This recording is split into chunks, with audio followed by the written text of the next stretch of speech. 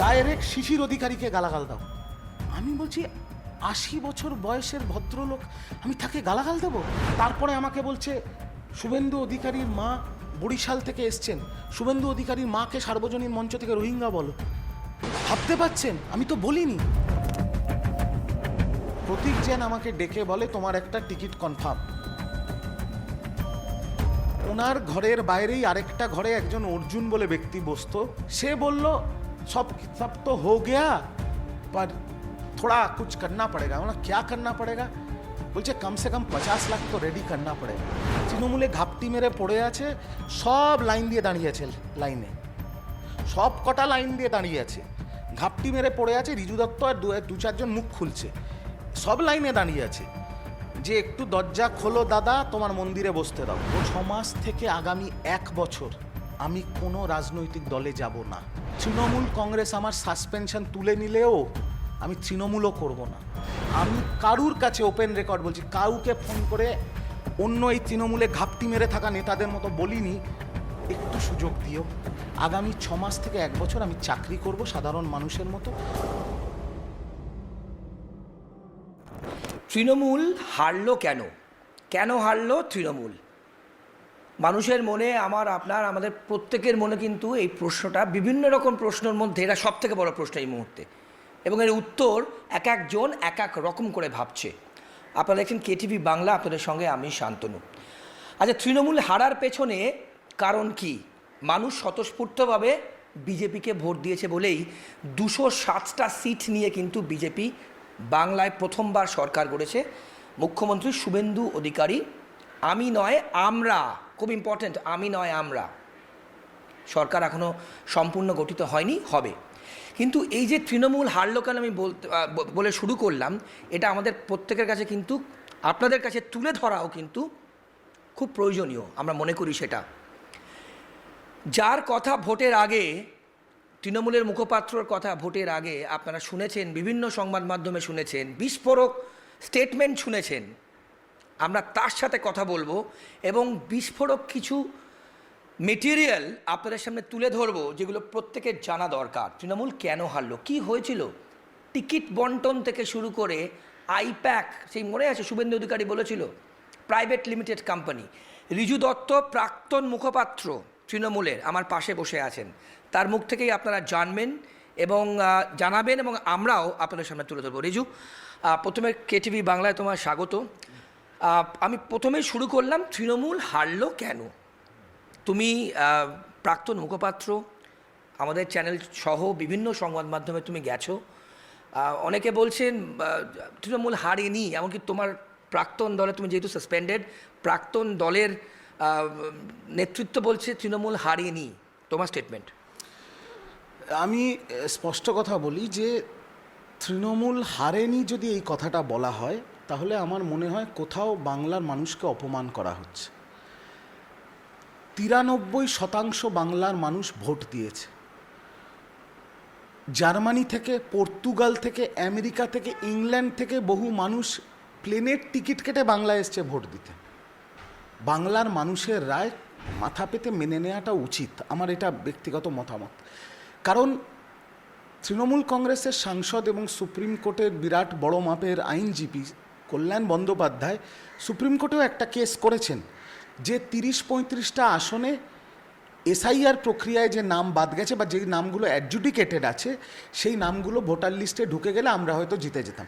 এবার আমি তর্কের খাতিরে ধরে নিচ্ছি ওই 35টা নাম তৃণমূল জিতে গেল, 35টা আসন, তাহলেও 80 প্লাস 35 115, সরকার গঠন করতে তো 148।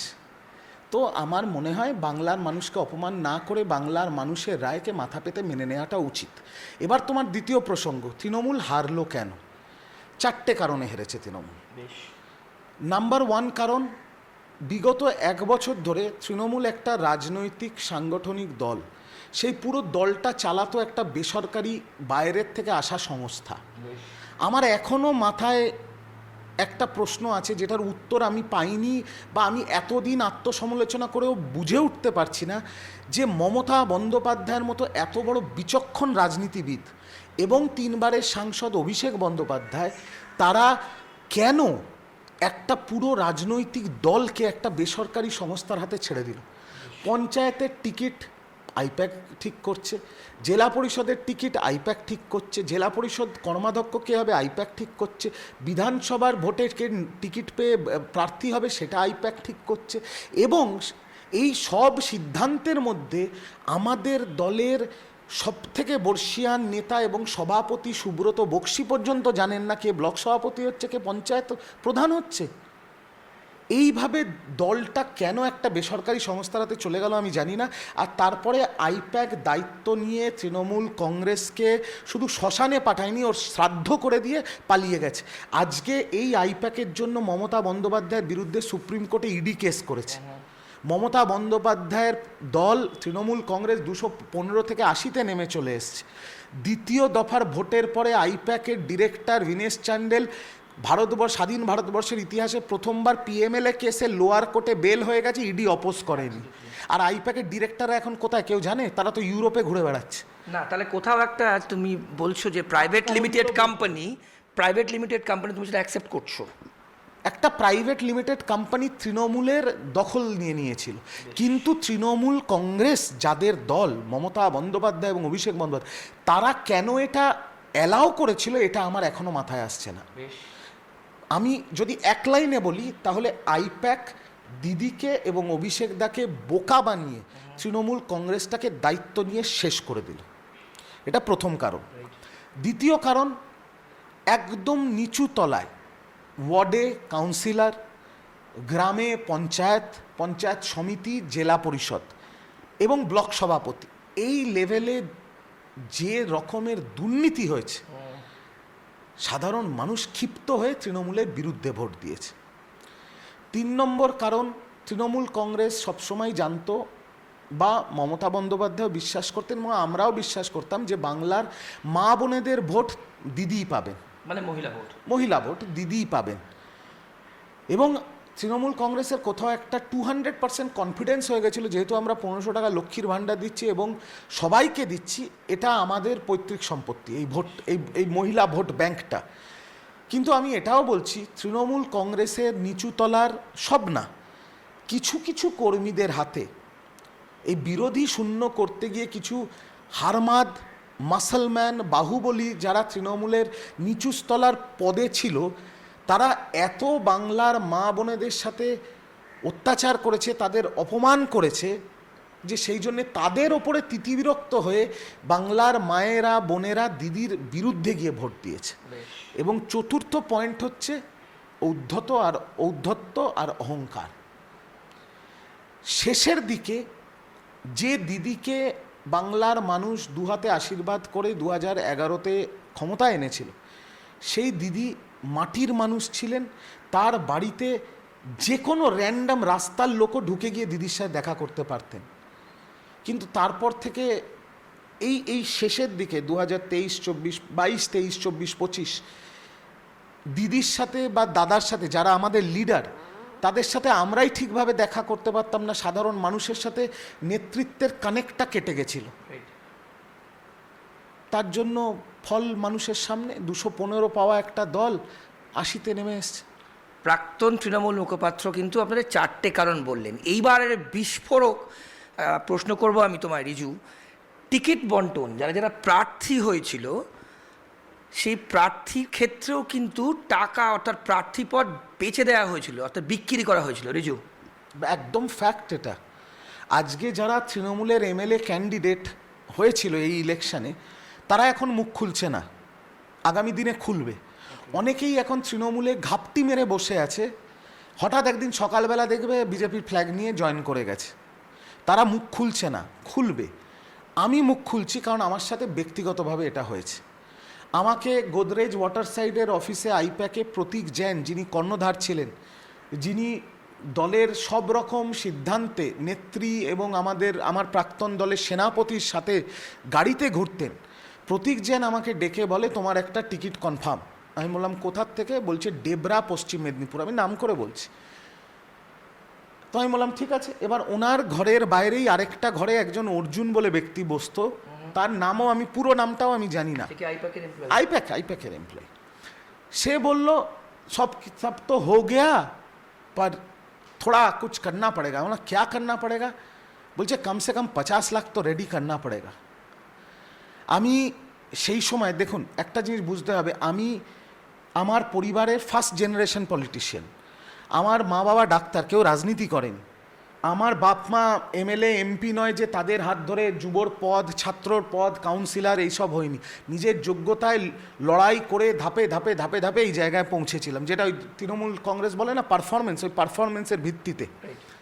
কারুর কোনো দিন জমি দখল করিনি, বাড়ি দখল করিনি।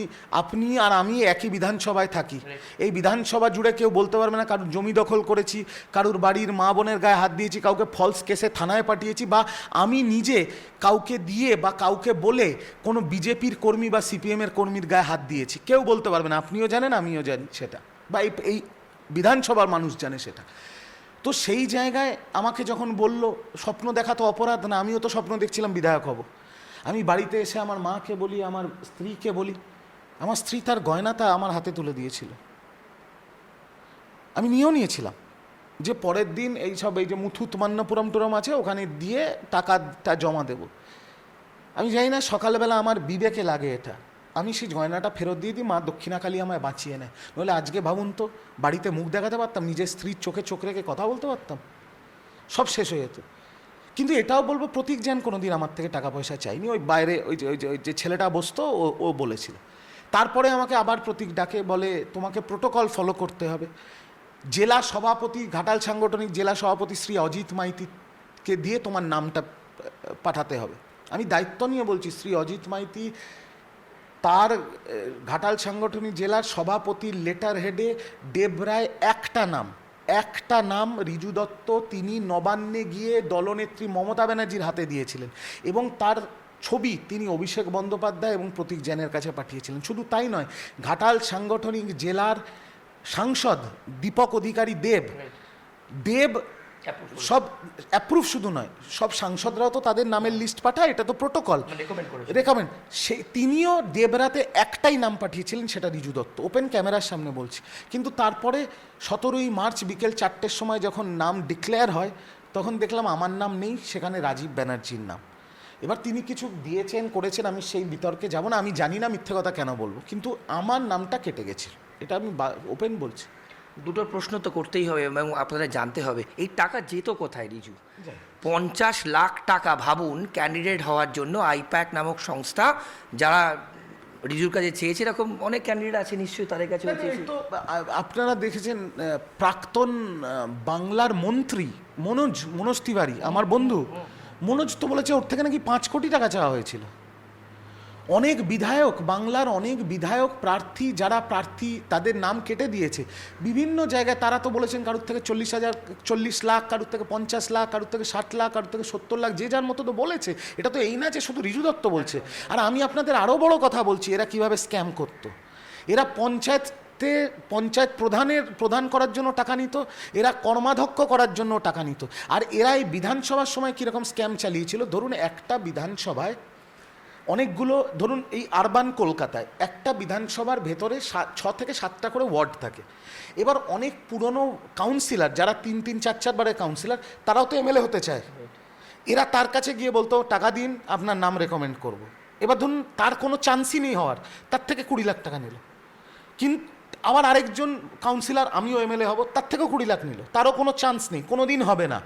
কিন্তু যে একদম শিওর ক্যান্ডিডেট, তাকে বললো এতগুলো মার্কেটে আপনার কম্পিটিটর আছে, আপনারটা করাতে হলে 50 লাখ হবে, কারণ সেটা তো হবেই। এবার সে 50 লাখ দিয়ে টিকিট পেয়ে গেছে, কিন্তু আইপ্যাক কামালো 1 কোটি টাকা প্রায়। তো এবার ব্যাপারটা হচ্ছে, আইপ্যাকের ডিরেক্টররা কোথায়? তৃণমূল কংগ্রেস তো আমি শুনলাম আইপ্যাকের সাথে সব সম্পর্ক ছিন্ন করেছে, অখিলেশ যাদবও আর ওদের নিচ্ছে না 2027-এ। তাহলে আইপ্যাক কোথায়? আইপ্যাকের ডিরেক্টররা কোথায়? তৃণমূল শেষ, মানে হেরে গেছে। মমতাদি বাড়িতে, অভিষেক বন্দ্যোপাধ্যায় বাড়িতে, তার বাসভবন ট্যুরিস্ট স্পট হয়ে গেছে, সেলফি পয়েন্ট হয়ে গেছে, মানুষের গালাগাল খিস্তি শুনতে হচ্ছে। আর আইপ্যাকের ডিরেক্টররা ইউরোপ ভ্রমণ করছে, পালিয়ে গেছে। বেশ রিজু, এবার পরবর্তী যে প্রশ্নটা করব সেটা হলো, তুমি একটু আগেই বললে যে হেরে যাওয়ার পর তোমাকে স্থানীয় বিজেপি নেতৃত্ব এবং যিনি এখন বর্তমান এমএলএ রিতেশ তিওয়ারি তোমাকে পার্সোনালি অ্যাসিওর করেছেন এবং নিশ্চিত করেছেন যে যাতে তোমার কোনো রকম কোনো উপর কোনো অত্যাচার কিংবা কোনো ক্ষতি তোমার পরিবারের ক্ষেত্রে তোমাকে অ্যাসিওর করেছেন? আমি একটু আগের থেকে বলি, যখন 4 তারিখ রাত্রেবেলা এই স্বঘোষিত বিজেপি মানে সিপিএমের হারমাদ, যারা 2011-তে তৃণমূলের জার্সি পরে তৃণমূলের গুন্ডা হয়েছিল, সেই পচা মালগুলোই তো আবার 2026-এ 4 মে বিকেল 5টার পরে বিজেপি হয়েছে, নিজের গায়ে গেরুয়া আবির লাগিয়ে বিজেপি হয়েছে। এইগুলোই তো তাণ্ডব চালাচ্ছে। তো তখন এমন একটা পরিস্থিতি হয়ে গেছিল, মানে আমার মাকে বউকে এত নোংরা নোংরা ফোন, হুমকি ধমকি, যে তখন বেঁচে থাকার লড়াই হয়ে গেছিল।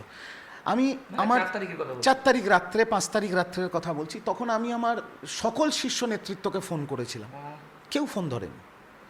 তখন বেঁচে থাকার জন্য আমি, যেহেতু এত বছর দলের জাতীয় মুখপাত্র ছিলাম, আমার তো দিল্লির বিজেপির কিছু সিনিয়র নেতৃত্ব, বঙ্গ বিজেপির কিছু সিনিয়র নেতৃত্ব, তাদের সাথে তো আমার ব্যক্তিগত পরিচয় আছে। আমি তাদের ফোন করেছিলাম, ফোন করে আমি একটাই কথা বলেছিলাম, আমি তৃণমূল করি, তা বলে কি আমার বা আমার সংসার মানে পরিবারের বেঁচে থাকার অধিকার নেই? তোমরা কি আমার বাড়ি জ্বালিয়ে দেবে? তোমরা কি আমার চাকরি খেয়ে নেবে? তাহলে বলে দাও আমরা সুইসাইড করে নিচ্ছি, হয়ে গেল। তখন তারা কিন্তু আমার ফোন ধরে দুটো রিংয়ের মধ্যে, এবং তারা বলে তোমার আর তোমার পরিবারের দায়িত্ব আমাদের, তুমি তৃণমূল করো, বুক ফুলিয়ে করো, কেউ তোমার গায়ে হাত দেবে না। এত বড় অ্যাসুরেন্স। শুধু তাই নয়, ভারতীয় জনতা পার্টির কাশীপুর বেলগাছিয়ার বিধায়ক রিতেশ তিওয়ারি আমাকে শুধু ফোন করে আশ্বাস করেনি, আমার সামনে ফোন করে, আমি যে থানার অন্তর্গত আমার বাড়ি, সেই থানার ওসিকে আমার সামনে ফোনে বলেছে রিজু দত্তের গায়ে হাত দেওয়া মানে আমার গায়ে হাত দেওয়া। এবং আমাদের শাসনকালেও যেটা হয়নি, 8 ঘন্টার মধ্যে 6টা বাইকে করে 5 জন এসআই 6 জন কনস্টেবল আমার বাড়ির সামনে এসে রেকি করে গেছে এবং বলেছে আপনার বাড়ির সামনে যদি কোনো বিজেপির পতাকা নিয়েও কেউ হাঙ্গামা করতে আসে আমাদের ফোন করবেন, আমরা অ্যারেস্ট করব। এটা আমি কি করে ভুলে যাব? এই বেইমানিটা আমি কি করে করব? আমি তাদের এই সৌজন্যের জন্য আমি ধন্যবাদ জানিয়েছিলাম। এবং শুধু তাই নয়, এই জেলার বিজেপির নেতৃত্ব, এই অঞ্চলের যে মণ্ডলের সভাপতি সব্যসাচী, সে আমার বাড়িতে এসেছিল, চা খেয়ে গেছে, গল্প করে গেছে, আশ্বাস দিয়ে গেছে। এই যে পুরো প্রক্রিয়াটা হয়েছে, যে বিজেপির সবচেয়ে বড় বিরোধী আমি ছিলাম, যে বিজেপির বিরুদ্ধে সবচেয়ে বেশি আওয়াজ আমি তুলেছি, তার সাথে যে সৌজন্য দেখিয়েছে, আমি শুধু তাদেরকে ধন্যবাদ জানিয়েছিলাম। তার জন্য আমি দল থেকে সাসপেন্ড। বাকিটা দর্শকরা যারা দেখবেন এই অনুষ্ঠান, এই পর্ব, আপনারা বিচার করবেন। রিজু, আরেকটা জিনিস যেটা জিজ্ঞেস করলাম, তো স্ক্রিপ্ট দেখে অনেকে যখন আমরা অ্যাঙ্কারিং করি কিংবা কোনো প্রোগ্রাম করি, অনেক স্ক্রিপ্ট থাকে, অনেক সময় ডাইরেক্টররা স্ক্রিপ্ট লিখে দেয়। সেক্ষেত্রে তুমিও মুখপাত্র ছিলে, তোমাকে অনেকে স্ক্রিপ্ট লিখে বলেছিল শুভেন্দু অধিকারী আমার মুখ্যমন্ত্রীকে আক্রমণ করো, তুমি আমাদের চ্যানেলেও বিভিন্ন সংবাদ মাধ্যমে কিন্তু তুমি সে কথা বলেছো, এবং এই কথাও তুমি বলেছো যে সবটা আমি বলিনি, মানে কিছু জিনিস আমি মানে বাদ দিয়ে বলেছি। 85% আমি বলিনি। 85% আমি বলিনি। একটা জিনিস আপনাদের মাথায় রাখতে হবে এবং আপনার চ্যানেলের দর্শকদের মাথায় রাখতে হবে, তৃণমূল কংগ্রেসের সবচেয়ে শক্ত যে অ্যাসাইনমেন্টগুলো সেগুলো আমি করেছি। যে কোনো টিমের যে সবচেয়ে ভালো প্লেয়ার হয় তাদের সবসময় সবথেকে কঠিন সময় মাঠে নামানো হয়। তার উদাহরণ কি রেকর্ডে আছে, পঞ্চায়েত ভোট নন্দীগ্রাম, বিধায়কের নাম শুভেন্দু অধিকারী, বিরোধী দলনেতা, তৃণমূল কংগ্রেস পাঠালো দায়িত্ব দিয়ে কুণাল ঘোষকে, নন্দীগ্রাম 1 নম্বর ব্লকের দায়িত্ব রিজু দত্ত। পঞ্চায়েত করেছি আমি নন্দীগ্রামে। তারপরে পঞ্চায়েত করে ফিরে আসার পর হঠাৎ একবার খবর এলো 2-4 জন মহিলাকে ওখানে নাকি বিজেপির কর্মীরা সারা রাত গাছে বেঁধে রেখে দিয়েছে। দল রেকর্ড আছে, তার তো ছবি আছে, ফেসবুকে আছে, মিডিয়াতে আছে। রিজু দত্ত, কুণাল ঘোষ, ডক্টর শশী পাঁজা নন্দীগ্রামে গিয়ে সেই মহিলাদের গাছে বেঁধে রেখেছে, তাদের ছাড়ানো হলো, রাস্তায় বসে অবস্থান বিক্ষোভ করলাম। তারপর তৃণমূল কংগ্রেসের বিজয়া সম্মেলনী, নন্দীগ্রামে কে যাবে? রিজু দত্ত। তৃণমূল কংগ্রেসের প্রতিবাদ সভা, নন্দীগ্রামে কে যাবে? রিজু দত্ত।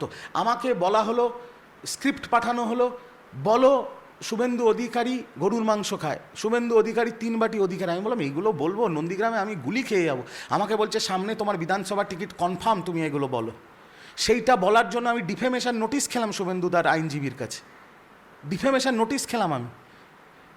দল কোনো লিগ্যাল হেল্প করেনি আমাকে আবার সেটা নিজের তরফ থেকে সেটাকে দেখতে হলো। এই অবধি আমি তারপরে শেষ করিনি। তারপরে 27 দিন নন্দীগ্রামে অভিষেক বন্দ্যোপাধ্যায়ের সেবাশ্রয়, এখানেও শেষ নয়, 27 দিন নন্দীগ্রাম।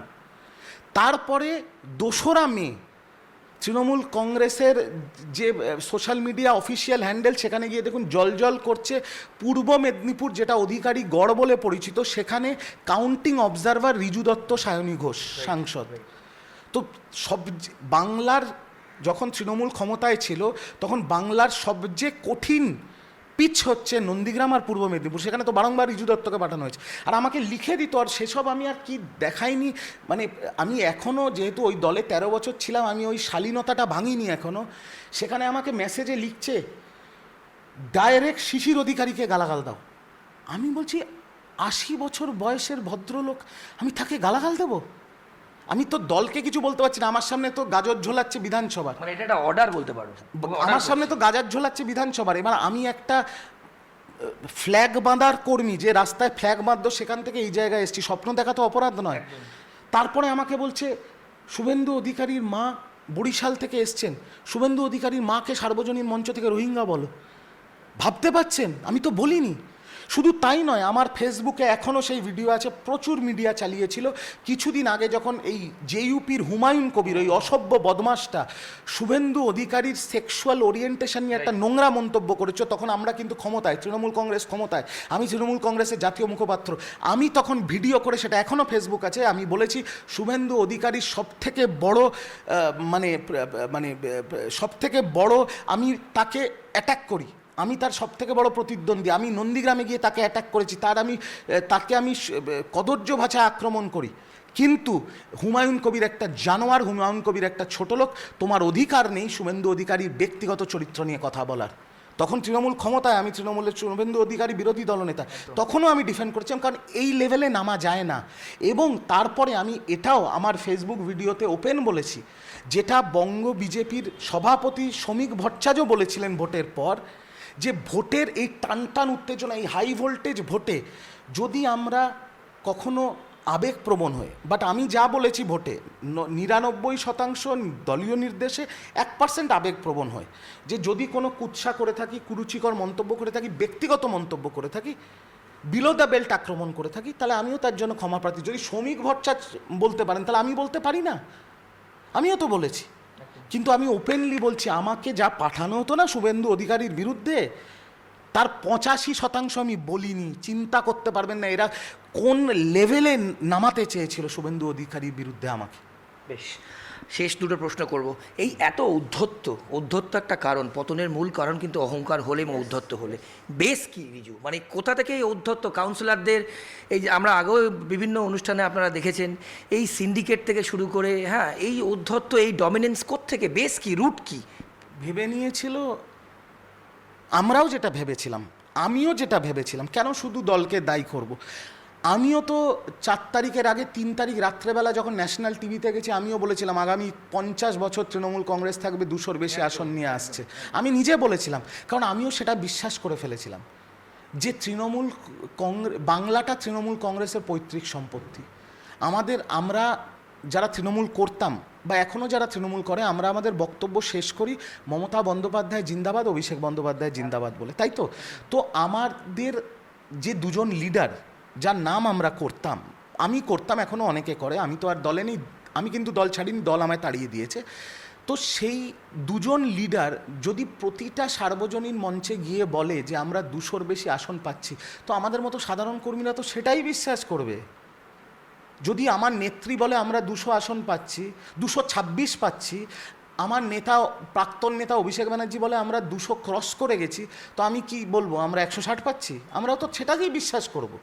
ব্লাইন্ড বিশ্বাস করেছিলাম, কিন্তু সেটা যে ভুল। বাংলার মানুষ তৃণমূল কংগ্রেসের ওপর বিরক্ত হয়ে প্রতিষ্ঠানের বিরুদ্ধে ভোট দিয়েছে, সেটা তো এখন বোঝা যাচ্ছে। আমি তো দক্ষিণ কলকাতা, উত্তর কলকাতায় ঘুরছি, আমি দক্ষিণ কলকাতার কোনো ক্যাফেতে কফি খেতে গেলে, মানে যারা বাঙালি কিন্তু অরাজনৈতিক, যাদের সাথে আমার ব্যক্তিগত সম্পর্ক, তারা বলছে হাঁপ ছেড়ে বেঁচেছি, তোর বিরুদ্ধে আমাদের কোনো ইয়ে নেই। কিন্তু এই সরকার যদি আর চলতো, বাংলার নামটা শেষ হয়ে যেত। সাধারণ মানুষ বলছে, এটা কি করে অস্বীকার করব? বেশ, শেষ প্রশ্ন রিজু, রাজনৈতিক ভবিষ্যৎ। বিজেপি কিন্তু পরিষ্কার বলেছে কোনো তৃণমূলের কেউ কিন্তু বিজেপিতে আসতে পারবে না, নেওয়া হবে না। কি করবে? বিজেপি যেটা বলেছে সেটা বিজেপি ওপেনলি বলেছে, কিন্তু বাস্তবটা বুঝতে হবে। BJP 207, correct. কোনো দল 207 পেলে তাদের কি কারো নেওয়ার দরকার আছে? ফার্স্ট কোয়েশ্চেন তো এইটা।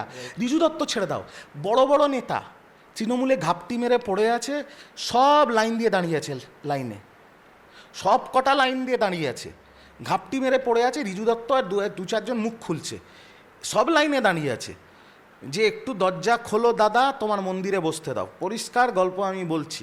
একটু জায়গা দাও মা মন্দিরে। হ্যাঁ, ঠিক আছে। ওর ঘাপটি মেরে অনেকে পড়ে আছে, এখনও দিদির বাড়িতে গিয়ে রবীন্দ্রসঙ্গীত শুনছে, ধোয়া তুলছি পাতা তারা। কিন্তু আমি এইটুকুও বলছি যে যারা আমাকে বলছে না দোগলা, আমাকে বলছে গিরগিটি, আমাকে বলছে পাল্টিবাজ, তোমার কথা শুনেই বোঝা যাচ্ছে তুমি বিজেপিতে যাচ্ছ, আমি পরিষ্কার আপনার চ্যানেলে বলছি, আগামী 6 মাস থেকে আগামী 1 বছর আমি কোনো রাজনৈতিক দলে যাব না। নাম্বার 1। তৃণমূল কংগ্রেস আমার সাসপেনশন তুলে নিলেও আমি তৃণমূলও করব না। আমার পরিবার যে শক পেয়েছে, আগামী 6 মাস থেকে 1 বছর আমি চাকরি করব সাধারণ মানুষের মতো। আমি রাজনৈতিক বিশ্লেষক হিসেবে সব চ্যানেলে যাব, আজকেও 2টো ন্যাশনাল চ্যানেল আছে আমার, সেখানে আমি গঠনমূলক রাজনীতি করব এবং সাধারণ মানুষ, বাংলার ভূমিপুত্র হিসেবে আমি আমার কথা বলবো। বেশ। বিজেপির কাউকে নেয়ার দরকার নেই। আর আমি আমার বিজেপির দিল্লি, বাংলা, উত্তরপ্রদেশের অনেক শীর্ষ নেতৃত্বের সাথে আমার ব্যক্তিগত সম্পর্ক। আমি কারুর কাছে ওপেন রেকর্ড বলছি, কাউকে ফোন করে অন্য এই তৃণমূলে ঘাপটি মেরে থাকা নেতাদের মতো বলিনি একটু সুযোগ দিও, একটু আমার কথাটা ভেবো, এখন তো আর কিছু করার নেই, একটু দেখো দাদা। ওপেন বলছি, কাউকে বলিনি, কোনো বিজেপির নেতা বলতে পারবে না। আমি তাদেরকে ফোন করে বলেছিলাম আমার পরিবারকে রক্ষা করো, আমার জীবন জীবিকাকে রক্ষা করো, সেটা তারা করেছে। আমি কারুর কাছে অ্যাপ্লাই করিনি।